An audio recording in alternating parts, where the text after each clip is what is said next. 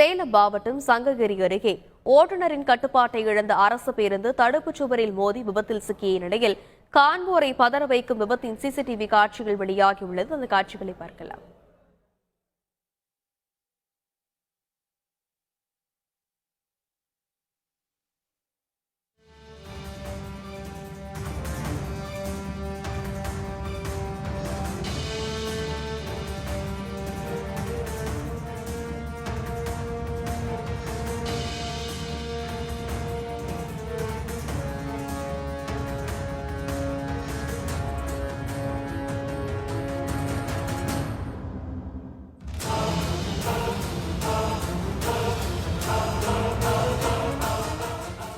இதுகுறித்த மேலும் விவரங்களை செய்தியாளர் நல்லமுத்து விவரிக்க கேட்கலாம். வணக்கம் நல்லமுத்து, இந்த சம்பவம் எப்போ நடந்தது, மேலும் இதுகுறித்து நடத்தப்பட்ட விசாரணையின் முதற்கட்ட தகவல்.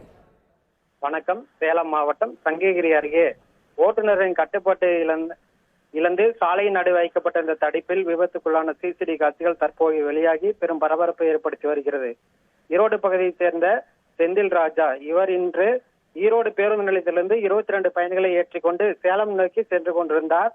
அப்போது சேலம் சங்ககிரி வியன்பாளையம் பகுதியில் அதிகாலை சென்று கொண்டிருந்த போது செந்தில் ராஜாவுக்கு திடீரென உடல்நலக்குறைவு ஏற்பட்டு பேருந்தை நிறுத்த முயன்ற பொழுது சாலை நடுவே வைக்கப்பட்டிருந்த சோற்றில் பலத்த சத்தத்துடன் மோதி நின்றதில் பேருந்தின் முன்பகுதி சேதமடைந்தது. மேலும் பேருந்தில் பயணம் செய்த 22 பயணிகள் சிறிய காயங்கள் ஏதுமின்றி அதிர்ஷ்டவசமாக உயிர் தப்பினர்.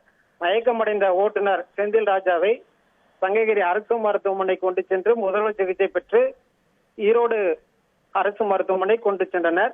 இச்சம்பவம் குறித்து தகவலின் பேரில் விரைந்து வந்த சங்ககிரி போலீசார் சாலையின் நடுவே நின்றிருந்த பேருந்தை அப்புறப்படுத்தி இது குறித்து வழக்கு பதிவு செய்து தீவிர விசாரணை மேற்கொண்டு வந்தனர். தற்போது விபத்துக்குள்ளான சிசிடிவி காட்சிகள் வெளியாகி பெரும் பரபரப்பை ஏற்படுத்தி வருகிறது.